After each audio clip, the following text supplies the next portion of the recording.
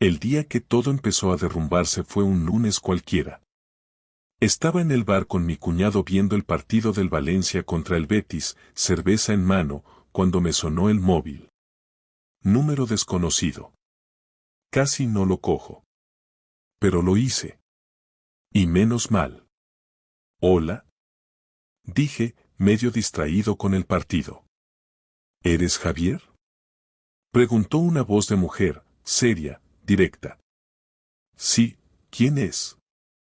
Trabajo en recepción del Hotel Eurostars en Zaragoza. Perdone que le moleste, pero creo que debería saber algo. Aquí está registrada su mujer, con otro nombre de acompañante que no es usted. Ay, tío, me tembló el vaso. Pensé que era una broma. O una confusión. Pero luego soltó los nombres, Clara, mi mujer. Y el tipo con el que estaba registrada, Rubén C.L. Rubén. No Rubén cualquiera. Rubén, su ex de la universidad. Ni siquiera supe qué responder. La recepcionista me dijo que se habían registrado juntos esa misma tarde.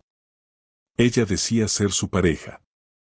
No estaban en viaje de trabajo, no era una habitación doble con camas separadas, no, era una suite.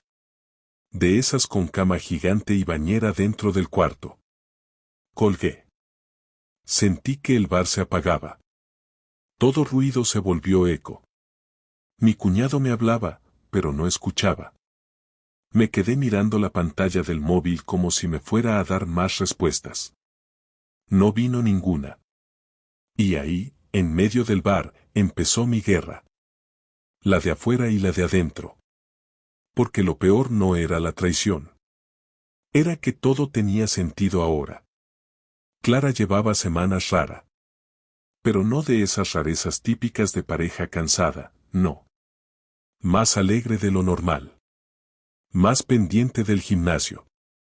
Ropa interior nueva. Mensajes que le llegaban y que no abría delante de mí. Es del trabajo, decía.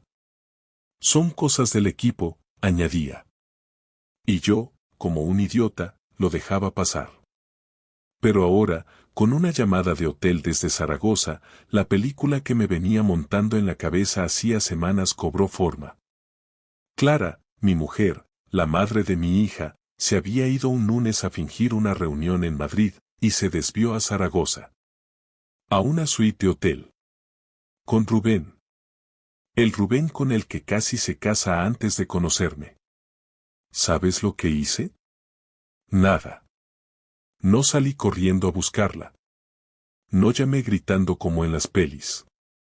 Me quedé quieto, terminé la cerveza, le dije a mi cuñado que me tenía que ir, y me fui a casa. Necesitaba estar solo. Necesitaba pensar. En cuanto llegué, lo primero que hice fue abrir el portátil. Entré a la cuenta compartida del banco. Y ahí estaba, una reserva hecha con nuestra tarjeta conjunta, del día anterior. A nombre de RCL. A 198 euros la noche. Ya no era solo la voz de la recepcionista. Era una prueba en mi cara. Me temblaban las manos. Pero no por rabia aún. Por decepción. De esas que duelen más que un puñetazo. Porque yo la quería, tío. De verdad. Yo era de esos tontos que creen que lo bueno dura, que si te casas con alguien que amas, eso es suficiente. Error. Me senté en el sofá. Apagué las luces. Dejé la tele encendida sin sonido. Y me dije a mí mismo, vale, Javi. No vas a llorar como un crío. Vas a hacer algo. Y ahí fue donde me di cuenta, yo no quería respuestas. Quería justicia. Porque si ella era capaz de mentirme a la cara, dormir conmigo, desayunar con nuestra hija, y luego irse a un hotel con su ex, yo tenía que enseñarle lo que pasa cuando subestimas a alguien que te ama de verdad. Pero eso vendrá después. Lo primero que hice fue prepararme para el silencio. Para observar. Porque esta vez yo iba a jugar sucio también. No dormí esa noche, y no porque estuviera pensando sin parar como en las películas, sino porque el cuerpo no me dejó.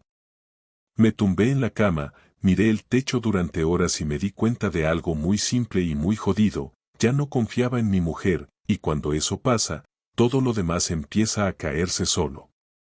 A las 6:30 me levanté, me duché, preparé el desayuno de Lucía como siempre y actué normal, porque todavía no era el momento de decir nada, no por cobardía, sino porque necesitaba entender bien hasta dónde llegaba todo aquello.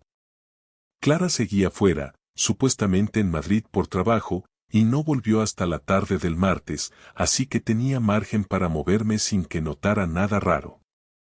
Ese martes pedí el día libre en el trabajo por un asunto personal, algo que nunca hacía, y me fui directamente al polígono donde estaba la empresa de Clara. No entré como un loco ni pregunté por ella, simplemente aparqué cerca y esperé, como espera a alguien que ya no quiere suposiciones, sino certezas. A las 12:10 salió ella por la puerta principal, sola, hablando por el móvil y sonriendo de una forma que no veía en casa desde hacía meses, y se subió al coche sin darse cuenta de que yo estaba a menos de 30 metros, con la cara medio escondida detrás del volante. No la seguí, porque no hacía falta, lo importante ya no era dónde iba, sino cómo era cuando no estaba conmigo, y esa imagen se me quedó grabada de una forma muy clara.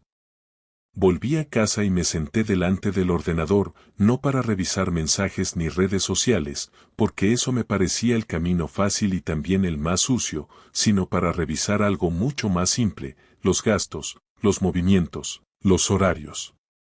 Clara siempre había sido desordenada con eso, y yo llevaba las cuentas de casa desde hacía años. En menos de una hora encontré 3 comidas de hotel cargadas a la tarjeta de empresa en días que ella había dicho que trabajaba hasta tarde en la oficina, un parking en Zaragoza un lunes por la mañana y un peaje que no tenía ningún sentido en un trayecto a Madrid. No eran pruebas románticas ni sexuales, pero eran hechos, y los hechos no discuten. Por la tarde fui a recoger a Lucía al colegio, la llevé a casa de mi madre y le dije que esa noche se quedaría allí porque Clara y yo teníamos que hablar de cosas de mayores, algo que ya había pasado otras veces y que no levantó sospechas. Mi madre me miró raro, porque me conoce demasiado bien, pero no preguntó nada. A las 8:15 Clara llegó a casa. Venía tranquila, demasiado tranquila, con esa calma falsa que solo se tiene cuando crees que todo está bajo control. ¿Qué tal el viaje?, le pregunté mientras ella dejaba el bolso en la silla. Cansado, pero bien, ya sabes cómo son estas semanas, me respondió sin mirarme. Sí, lo sé, le dije, por eso hoy he pedido el día libre y he hecho algunas cosas pendientes. Se quedó quieta un segundo, apenas un segundo, pero lo suficiente para que yo lo notara. ¿Ah, sí? ¿Y qué cosas?, preguntó intentando sonar casual.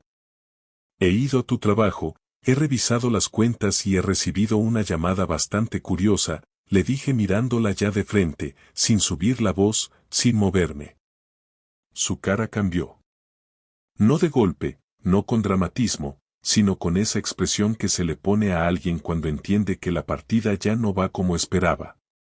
Se sentó sin decir nada y yo seguí hablando, porque si paraba, sabía que me iba a temblar la voz. No voy a preguntarte si hay alguien más, Clara, porque ya sé la respuesta, lo que quiero saber es desde cuándo me estás tomando por tonto y hasta dónde llega esto. Javi, no es lo que tú crees, dijo, y en ese momento supe que ya estaba mintiendo, porque cuando alguien empieza así, no está intentando explicar nada, está intentando ganar tiempo. No me digas eso, le corté, dime la verdad o dime que no vas a decir nada, pero no me trates como si fuera idiota. Se levantó, empezó a caminar por el salón, se pasó la mano por la cara y suspiró como si la víctima fuera ella, y eso me encendió algo por dentro que llevaba días acumulándose.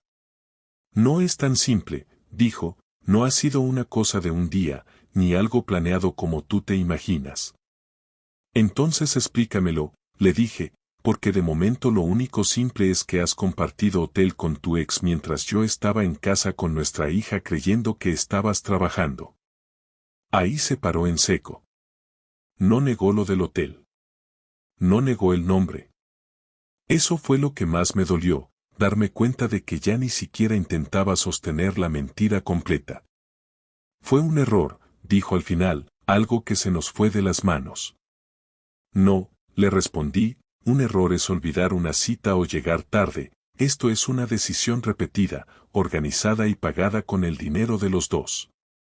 Se sentó frente a mí y empezó a hablar, no llorando, no pidiendo perdón, sino justificándose, diciendo que se sentía sola, que nuestra relación se había vuelto rutinaria, que Rubén apareció en un momento de debilidad y que ella no supo decir que no.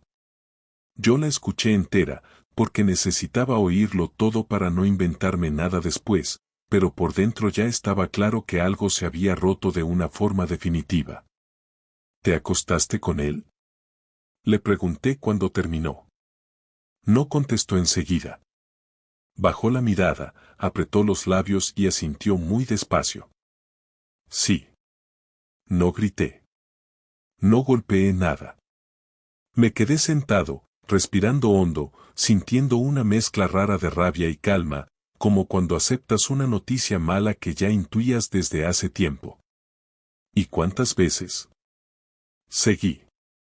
No lo sé, dijo, varias. ¿Y pensaba seguir? Pregunté. No lo había pensado, respondió, solo quería que todo siguiera igual. Me reí, una risa seca, sin humor. Eso es lo más egoísta que me has dicho en 15 años, le solté, querías tu aventura y tu casa, tu mentira y tu seguridad. Se levantó de golpe y me gritó que yo también tenía culpa, que llevaba años ausente, que no era el mismo de antes, y ahí fue cuando la conversación dejó de ser tranquila, porque le dije cosas que llevaba guardadas mucho tiempo, le dije que no tenía derecho a destruir lo que teníamos en lugar de hablar, que si estaba infeliz podía habérmelo dicho antes de meterse en una cama que no era la suya. La discusión subió de tono, los dos gritando, los dos diciendo verdades que dolían, y en medio de todo eso, entendí algo muy claro, ya no estábamos discutiendo para arreglar nada, estábamos discutiendo para ganar, para no quedar como el peor de la historia. Cuando la pelea se apagó, porque el cuerpo no da para estar enfadado eternamente, nos quedamos sentados en silencio, cada uno en una punta del salón, sin mirarnos. Esto no se queda así, le dije al final, mañana hablaremos de lo que viene después, pero te adelanto una cosa, Clara, no voy a ser el único que pague las consecuencias de lo que has hecho. No respondió. Se levantó y se fue a la habitación, cerrando la puerta sin dar un portazo, y yo me quedé allí, sabiendo que esa noche había dejado de ser su marido y había empezado a ser otra cosa, alguien que ya no iba a conformarse con entender, sino que iba a actuar. Al día siguiente me levanté antes que Clara, no porque quisiera evitarla, sino porque había tomado una decisión durante la madrugada y necesitaba empezar a mover cosas mientras todavía tenía la cabeza fría, ya que si esperaba más, sabía que la rabia me iba a llevar por delante y acabaría haciendo algo inútil. Preparé café, me senté en la cocina con el portátil y empecé a escribir una lista, no de reproches ni de recuerdos, sino de acciones concretas, porque cuando alguien te rompe la vida, lo peor que puedes hacer es quedarte paralizado pensando en por qué lo hizo, cuando lo que de verdad importa es qué vas a hacer tú a partir de ese momento. Clara salió del dormitorio pasadas las 8, con los ojos hinchados y una cara de cansancio que no me dio ninguna pena, porque yo llevaba la misma noche en el cuerpo, solo que sin haber elegido estar ahí. Se sentó frente a mí sin decir nada, y durante unos segundos compartimos un silencio incómodo que ya no tenía nada de intimidad, sino de trámite, como dos personas que saben que lo que viene no va a ser agradable pero tampoco evitable. He llamado a un abogado, le dije sin rodeos, no para pedir el divorcio todavía, sino para saber exactamente dónde estamos y qué opciones tengo. ¿Ya estás pensando en eso? Me respondió con un tono que mezclaba sorpresa y reproche. No han pasado ni 24 horas. Han pasado meses, le contesté, lo único que ha cambiado es que ahora lo sé todo.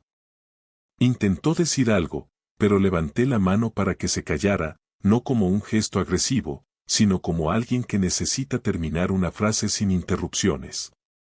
También he hablado con el Departamento de Recursos Humanos de tu empresa, seguí, no para denunciarte, sino para preguntar por las políticas internas sobre relaciones entre empleados y uso de gastos de empresa. Ahí sí reaccionó. Se incorporó en la silla, abrió los ojos y me miró como si no reconociera a la persona que tenía delante. Eso no puedes hacerlo, dijo, es mi trabajo. Era tu matrimonio, le respondí, y aún así lo destrozaste sin pedir permiso. Se levantó y empezó a pasear por la cocina, nerviosa, preguntándome qué pretendía conseguir con eso, acusándome de querer arruinarle la vida, y yo la dejé hablar, porque necesitaba que entendiera que esta vez no estaba pidiendo explicaciones, estaba marcando límites. No voy a inventar nada, le dije cuando paró, solo voy a dejar que los hechos hablen solos, porque tú y yo sabemos que no fue un desliz aislado ni una historia platónica, y si tu empresa decide que eso tiene consecuencias, no será por mí. Eres cruel, me soltó, no te reconozco. Yo tampoco te reconocí cuando compartías hotel con otro mientras yo hacía la compra y recogía a nuestra hija, le respondí sin levantar la voz. La conversación se fue calentando, no con gritos constantes, sino con frases cada vez más duras, con reproches antiguos saliendo a la superficie. Y en un momento dado me di cuenta de que ella seguía pensando que todo esto era una pelea más, una discusión grande pero gestionable, algo que con tiempo y disculpas se podría arreglar. Y fue ahí cuando decidí dejarle claro que no estaba entendiendo nada. He cancelado la tarjeta conjunta, le dije, a partir de hoy cada uno se apaña con su cuenta. ¿Qué? Preguntó, no puedes hacer eso sin avisar. Puedo y lo he hecho, le respondí, igual que tú hiciste muchas cosas sin avisar. Se quedó muda unos segundos, y en ese silencio vi por primera vez algo parecido al miedo, no miedo a perderme, sino miedo a perder la comodidad, la estabilidad, la vida ordenada que había construido mientras se permitía mentir. ¿Y Lucía? Preguntó, ¿qué le vamos a decir? La verdad, cuando toque, le contesté, pero no hoy, porque no pienso usarla como escudo ni como excusa. Ese mismo día, después de dejar claras esas primeras decisiones, me fui de casa. No me llevé todas mis cosas, solo lo necesario para unos días, y me instalé en un pequeño apartamento que un amigo me había ofrecido mientras resolvía un tema personal, sin dar demasiadas explicaciones. Clara me escribió varios mensajes esa noche, algunos pidiendo que habláramos, otros acusándome de estar exagerando, y alguno directamente reprochándome que estuviera castigándola, como si todo esto fuera un juego de poder y no la consecuencia directa de sus actos. Durante los días siguientes hice exactamente lo que había planeado, sin improvisar ni dejarme llevar por impulsos, porque la venganza, si se puede llamar así, no era gritar ni humillar, sino desmontar con calma la mentira que había sostenido su doble vida. Envié al abogado toda la documentación que tenía, movimientos bancarios, gastos, fechas, y también le conté la historia completa para que me dijera qué pasos eran legales y cuáles solo servirían para empeorar la situación. A mitad de semana, Clara me llamó llorando, no con lágrimas teatrales, sino con una angustia real que me hizo pensar que por fin estaba empezando a entender la magnitud del desastre. Me han citado en recursos humanos, me dijo, alguien ha revisado mis gastos y me han preguntado directamente por Rubén. No he mentido, le respondí, solo he dejado que pregunten. Me van a sancionar, Javi, insistió, puede que incluso me despidan. Eso no depende de mí, le contesté, depende de lo que hiciste. Hubo un silencio largo al otro lado del teléfono, y luego me preguntó si disfrutaba haciéndole esto, si me sentía mejor viéndola caer, y tuve que pensar bien la respuesta antes de hablar, porque no quería decir algo que no fuera cierto. No, le dije, no disfruto, pero tampoco voy a protegerte de las consecuencias, porque eso ya lo hice durante meses sin saberlo. Colgué después de eso, no por desprecio, sino porque no había nada más que decir en ese momento, y me senté en el sofá del apartamento, sintiendo por primera vez una calma extraña, no felicidad ni alivio completo, sino la sensación de estar recuperando el control de mi propia vida, aunque fuera a través de decisiones duras. El viernes fui a buscar a Lucía al colegio, la llevé a merendar y pasamos la tarde juntos, hablando de cosas normales, de exámenes y de una excursión que tenía pendiente, y en ningún momento mencioné a su madre ni la situación, porque todavía no era el momento, pero sí me di cuenta de algo importante, y es que yo seguía siendo padre, seguía siendo yo, y mi mundo no se había acabado aunque mi matrimonio estuviera en ruinas. Por la noche, Clara volvió a escribir, esta vez con un mensaje largo, diciendo que estaba arrepentida, que había cortado toda relación con Rubén, que quería arreglarlo y que estaba dispuesta a hacer lo que hiciera falta, y lo leí entero, despacio, sin enfado, como se lee algo que ya no tiene el poder de cambiarte por dentro. Le contesté con una sola condición, clara y directa. Si quieres que hablemos de algo, tiene que ser cara a cara y sin excusas, y tienes que asumir que nada va a volver a ser como antes. No respondió hasta el día siguiente, pero cuando lo hizo, aceptó. Y en ese momento supe que lo que venía ya no era venganza, ni castigo, ni control, sino una conversación final que iba a decidir si lo nuestro tenía algún futuro o si todo aquello terminaba de una vez, con todas sus consecuencias encima de la mesa. Nos vimos el domingo por la tarde en casa. Yo había pasado los últimos días durmiendo en el apartamento que me prestó Nico, sin meterme en discusiones ni revisar redes sociales ni caer en la trampa de imaginarme escenas que no había visto.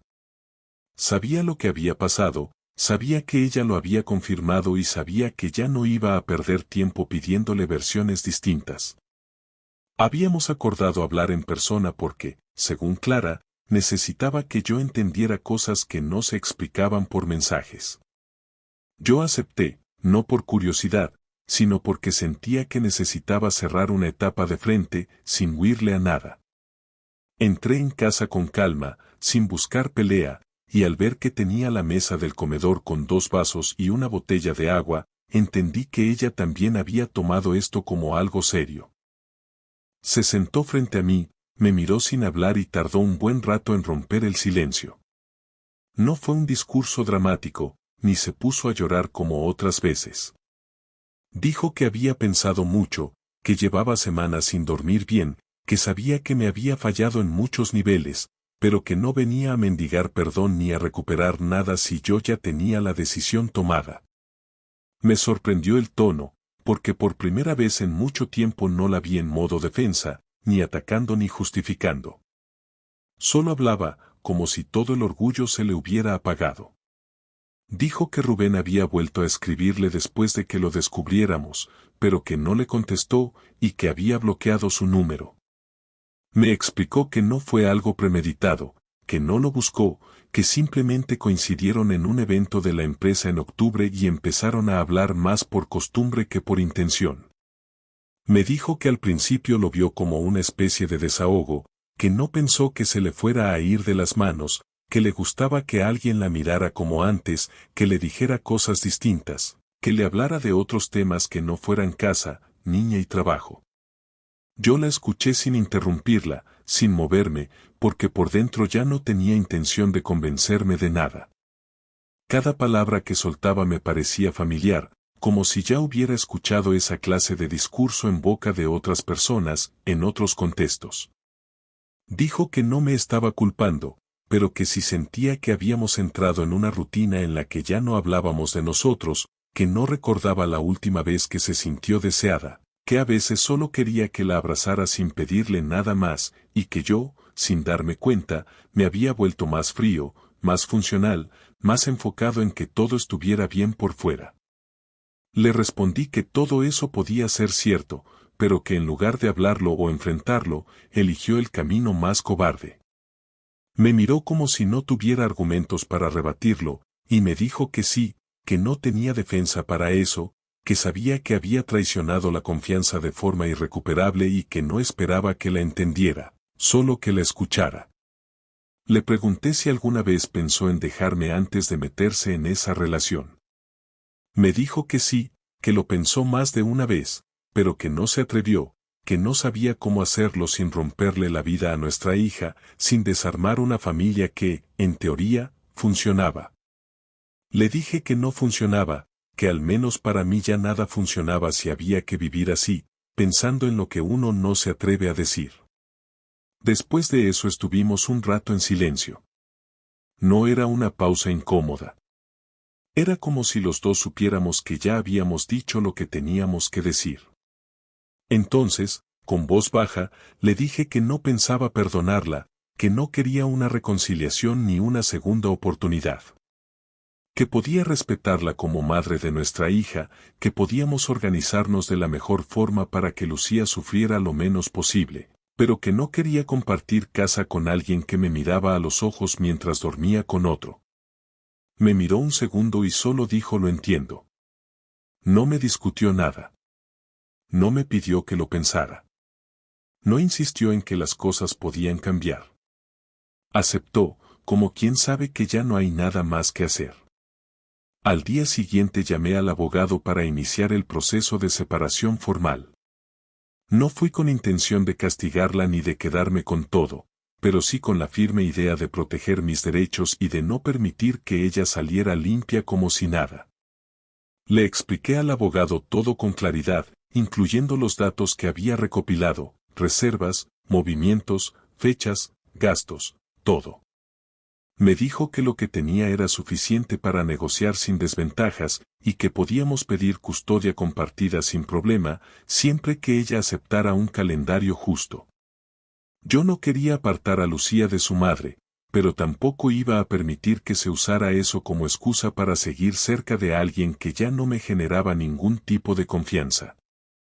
Durante esa semana seguimos conviviendo porque ella no se fue aún de casa, pero cada uno dormía en una habitación distinta y casi no nos hablábamos. Solo temas prácticos, relacionados con Lucía o con el colegio. La tensión era visible pero controlada. No hubo más discusiones, ni intentos de reconciliación, ni llantos. Era como si ambos estuviéramos resignados a un cierre inevitable, esperando que los papeles avanzaran para poder empezar vidas separadas. Yo volví a dormir fuera algunas noches, otras me quedaba en casa por la niña. Me sentía raro, como si viviera con una compañera de piso que antes conocía pero que ya no reconocía. Un día, mientras Clara preparaba la cena para Lucía, se me acercó y me preguntó si podía hablar conmigo un minuto. Le dije que sí, que mientras no fuera para cambiar el rumbo de lo que ya habíamos hablado, no tenía problema. Me dijo que había renunciado a su puesto en la empresa, que prefería irse antes de que la despidieran por la investigación interna. Me preguntó si pensaba usar eso contra ella en el acuerdo legal.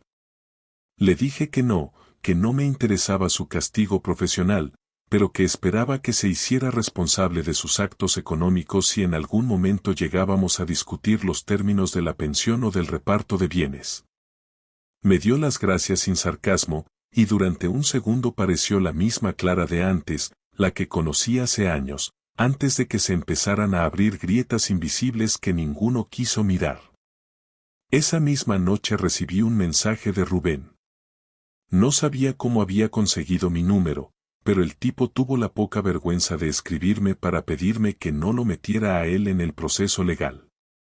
Me dijo que la relación con Clara ya había terminado y que no quería que esto afectara a su entorno laboral ni familiar. Lo leí 2 veces, sin dar crédito, y luego le respondí con una sola frase: la próxima vez que escribas, te denuncio. No me contestó. Bloqueé el número sin más. Esa fue la gota final. No porque me afectara el mensaje en sí, sino porque me di cuenta de que la situación se había vuelto pública, sucia, expuesta. Ya no era solo una traición privada. Era un hecho con consecuencias reales, con otros involucrados. Y yo no pensaba seguir en silencio mientras los demás medían sus palabras y cuidaban su imagen, como si lo mío fuera un accidente menor. Los papeles del divorcio salieron esa misma semana. El abogado redactó el primer borrador, lo revisé con calma. Incluimos cláusulas de custodia compartida con alternancia semanal y dejamos en manos del juez la valoración del reparto económico si no llegábamos a un acuerdo privado. Le envié el documento a Clara por correo y le dije que podía revisarlo con su propio abogado. No hubo gritos. No hubo pelea. Solo una notificación formal. Porque ahora todo iba a pasar por escrito. Las palabras ya no servían. La última conversación no ocurrió como yo había imaginado durante semanas, no fue en una cafetería ni en un despacho ni con abogados delante, sino una noche cualquiera en casa, cuando Lucía ya dormía y el silencio era lo único que quedaba entre Clara y yo, un silencio distinto al de los días anteriores, menos tenso, más definitivo. Yo había vuelto a casa esa noche porque me tocaba quedarme con la niña según lo que habíamos acordado de forma provisional, y Clara estaba preparando una maleta en el dormitorio, no con prisas ni dramatismo, sino con esa calma que aparece cuando alguien ya ha aceptado que se va. Me asomé a la puerta y le pregunté si quería hablar antes de que se marchara, no con intención de reabrir heridas, sino porque sentía que necesitábamos cerrar algo de manera clara, sin dejar frases colgadas que luego se convierten en reproches eternos. Se sentó en la cama, dejó de doblar ropa y me dijo que sí, que también lo necesitaba. Empezó diciendo que no iba a pedirme perdón otra vez, porque ya lo había hecho y sabía que no cambiaba nada, pero que quería asumir su parte sin excusas ni medias verdades. Me dijo que durante años había confundido estabilidad con felicidad, que había pensado que mientras todo funcionara por fuera, lo de dentro podía ignorarse, y que cuando apareció otra persona que le ofrecía atención sin responsabilidades, se dejó llevar sin medir el daño. No habló de amor, ni de pasión, ni de sentimientos profundos, habló de egoísmo, de miedo y de cobardía, y eso, aunque no arreglaba nada, al menos sonaba honesto. Yo le dije que no necesitaba que se explicara más, que ya había entendido lo suficiente, y que lo único que me importaba ahora era cómo íbamos a manejar lo que venía sin convertirnos en enemigos. Hablamos de Lucía durante mucho rato, de cómo decirle las cosas, de no usarla nunca como mensajera ni como arma, de mantener rutinas claras para que no sintiera que su mundo se caía a pedazos. Clara dijo que estaba dispuesta a adaptarse a cualquier calendario razonable y que no pensaba pelear por nada que no fuera justo. Yo le respondí que no quería ganarle nada, solo asegurarme de no perderme a mí mismo en el proceso, porque ya había cedido demasiado intentando sostener algo que solo existía en mi cabeza. En un momento dado, me preguntó si había dejado de quererla de golpe o si fue algo gradual, y le dije la verdad, que el amor no se había apagado de un día para otro, sino que se había ido desgastando con cada mentira, con cada ausencia explicada a medias, hasta que un día ya no reconocía a la persona que tenía delante. No hubo lágrimas en ese tramo de la conversación, ni gritos ni acusaciones cruzadas, solo una tristeza tranquila que dolía más precisamente porque no era exagerada. Le dije que no la odiaba, que no le deseaba nada malo, pero que no quería seguir compartiendo una vida con alguien en quien ya no confiaba, porque eso me estaba convirtiendo en una versión de mí que no me gustaba. Ella asintió y dijo que lo entendía, que si los papeles ya estaban en marcha, no iba a poner obstáculos, y que esperaba que con el tiempo pudiéramos tener una relación cordial por el bien de nuestra hija. Le dije que eso dependería de los hechos y no de las promesas, y que yo iba a juzgarla por cómo se comportara a partir de ahora, no por lo que dijera esa noche. Antes de irse, me pidió algo que me sorprendió, me preguntó si podía quedarse con algunas fotos familiares que estaban enmarcadas en el salón, no para llevárselas todas, sino para tener algunas en su nuevo piso. Le dije que sí, que eligiera las que quisiera, porque esos recuerdos también eran suyos, aunque nuestra historia como pareja hubiera terminado. Las cogió con cuidado, sin prisa, como si ese gesto fuera una despedida silenciosa de una vida que ya no iba a volver. Cuando cerró la puerta detrás de ella, No sentí alivio inmediato ni una sensación de victoria, sentí cansancio, un cansancio profundo que venía de meses de tensión acumulada, pero también algo parecido a la claridad, como si por fin pudiera respirar sin estar pendiente de lo que no se decía. Los días siguientes fueron extraños, porque la casa se sentía diferente, más grande y más vacía, y tuve que acostumbrarme a hacer cosas solo que antes compartía sin pensar, desde preparar la cena hasta organizar la semana de Lucía. Hubo momentos en los que me pregunté si había sido demasiado duro, si no habría una forma menos destructiva de haber manejado todo, pero cada vez que esa duda aparecía, recordaba las fechas, los hoteles, las mentiras sostenidas durante semanas y entendía que no había una versión suave de la verdad. Empecé a ir a terapia, no porque me sintiera roto, sino porque quería entender por qué había ignorado tantas señales y cómo evitar repetir patrones en el futuro. No fue fácil mirarme al espejo sin victimizarme, aceptar que yo también había fallado en comunicar, en escuchar, en no conformarme con una relación que se había vuelto automática. Un mes después de la separación formal, nos reunimos con los abogados para cerrar los últimos detalles del acuerdo. Clara llegó puntual, seria, sin intentar negociar cosas absurdas ni alargar el proceso. Firmamos los papeles con una profesionalidad que habría sido impensable semanas atrás, y cuando todo terminó, nos quedamos un momento a solas en el pasillo. Me dio las gracias por no haber intentado destruirla más allá de lo necesario, y yo le respondí que no había hecho nada para hundirla, solo para protegerme. Nos despedimos con un gesto breve, sin abrazos ni promesas, y cada uno siguió su camino. Esa misma tarde recogí a Lucía y le expliqué, con palabras sencillas y sin mentiras, que su madre y yo ya no íbamos a vivir juntos, que no era culpa suya y que los dos la queríamos igual que siempre. Lloró, me hizo preguntas difíciles y me pidió dormir conmigo esa noche, y yo estuve ahí, sin respuestas mágicas, solo acompañándola. Entendí entonces que el verdadero reto no era superar la traición, sino reconstruir una vida estable para ella y para mí, sin resentimientos constantes ni guerras innecesarias. Hoy, cuando miro atrás, no pienso en Clara como una villana ni en mí como un héroe, pienso en dos personas que dejaron de hablar a tiempo y eligieron caminos distintos de la peor manera posible. He aprendido que confiar no significa cerrar los ojos, que amar no implica aguantar cualquier cosa y que la dignidad no se negocia, aunque duela. No sé qué vendrá después, ni si volveré a enamorarme pronto o no, pero sí sé que no pienso volver a vivir una vida que no se sienta honesta. Lo que pasó no me define, pero sí me obligó a crecer de golpe, y aunque no fue la forma que habría elegido, es la realidad con la que tengo que seguir adelante. 3 meses después de firmar el divorcio, las cosas ya no eran tan confusas pero tampoco se habían acomodado del todo. Lucía se había adaptado mejor de lo que esperaba, aunque eso no quería decir que no arrastrara sus propios silencios.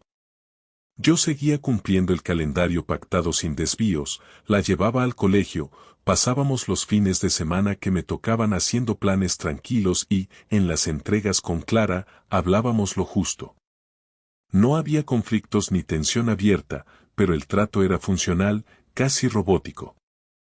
Ella estaba viviendo en un piso pequeño en la zona norte de la ciudad, no me interesé demasiado por sus detalles, solo los justos para saber que mi hija estaba bien cuando dormía allí.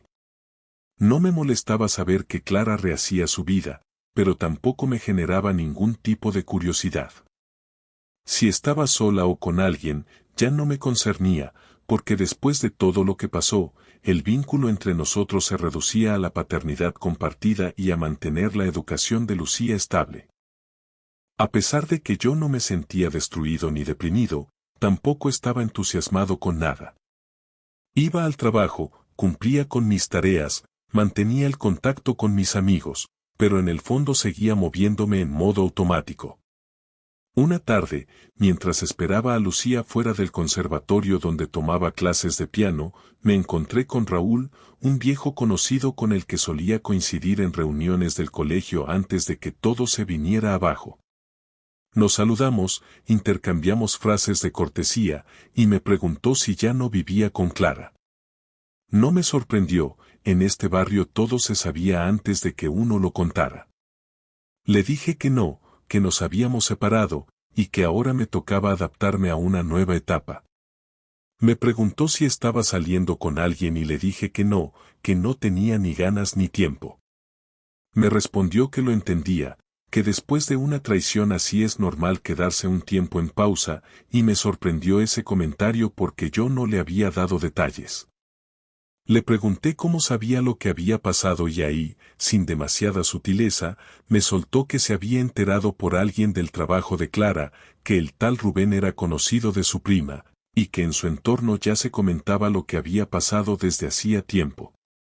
No me molestó que se supiera, lo que me dolió fue darme cuenta de que mientras yo vivía engañado, había gente que ya tenía claro lo que estaba pasando y nadie me lo había dicho. No porque les debieran nada, sino porque era la prueba de que yo fui el último en enterarse de todo. Cambié de tema con elegancia y me despedí rápido. Cuando entré en el coche con Lucía, le pregunté si todo estaba bien con su madre, si se sentía cómoda en su casa, si había algo que quisiera decirme. Me respondió que sí, que todo iba bien, que mamá trabajaba mucho pero que la cuidaba, que algunas noches veía que lloraba en silencio pero que no decía nada. Me costó contenerme, no por rencor, sino porque no quería que Lucía tuviera que cargar con las emociones de ninguno de los dos. Le dije que no era su responsabilidad consolar a nadie, que lo importante era que ella estuviera bien y que podía contar conmigo siempre. Me miró con seriedad, con esa madurez extraña que a veces tienen los niños cuando ya han visto demasiado, y me dijo que solo quería que todo volviera a ser como antes. Le respondí con sinceridad, que eso no iba a pasar, pero que no significaba que todo iba a estar mal. Le prometí que, aunque su madre y yo no estuviéramos juntos, íbamos a hacer lo necesario para que ella no sintiera que vivía en un campo de batalla. Esa noche no pude dormir bien.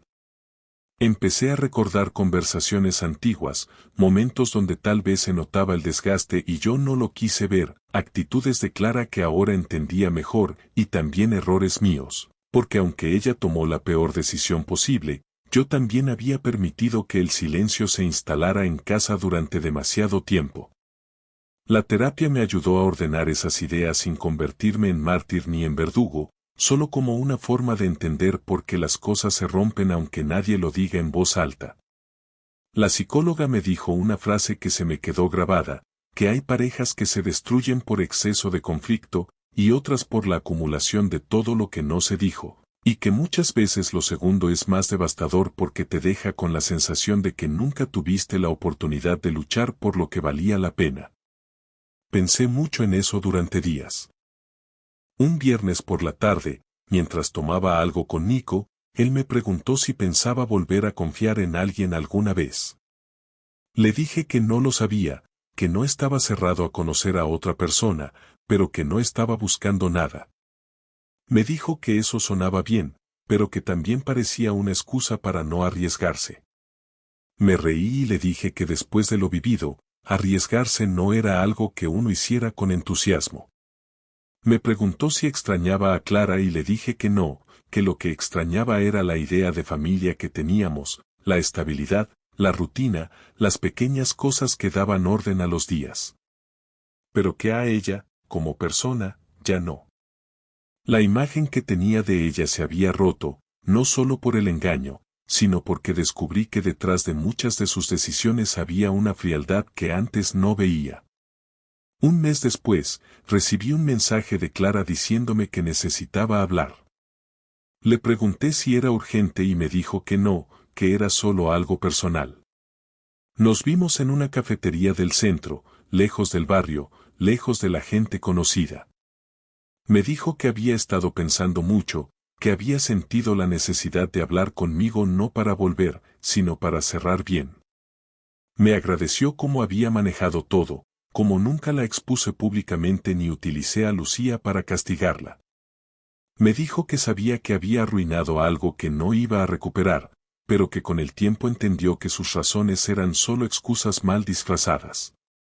Me preguntó si yo estaba bien, si había alguien más. Le respondí que no, que estaba tranquilo, que ya no sentía rencor y que tampoco esperaba que nos convirtiéramos en amigos, pero que mientras nos respetáramos, eso bastaba. Pagamos la cuenta a medias y nos fuimos sin darnos un abrazo ni hacer promesas. Fue simplemente el último gesto educado entre dos personas que habían compartido una vida y que ahora seguían por separado. Desde entonces, cada uno siguió su camino. Clara se mantuvo al margen, cumplió con lo pactado, dejó de enviarme mensajes que no tuvieran que ver con nuestra hija. Yo seguí con mi vida, volviendo poco a poco a conectar conmigo mismo, sin obsesionarme con rehacer mi vida sentimental, pero tampoco cerrándome a nada. Aprendí a estar solo sin sentirme vacío, a hacer planes sin depender de otro, a disfrutar de las cosas pequeñas sin tener que compartirlas por obligación. Lucía, poco a poco, se adaptó a la nueva dinámica, con momentos de tristeza pero también con una madurez que me hizo sentir orgulloso. Hoy puedo decir que no me arrepiento de cómo manejé todo. Fui justo, firme y directo. No me hundí, no me dejé llevar por la rabia, pero tampoco fui blando. No hubo reconciliación, no hubo redención milagrosa. Solo hubo decisiones, consecuencias y el paso del tiempo haciendo lo suyo.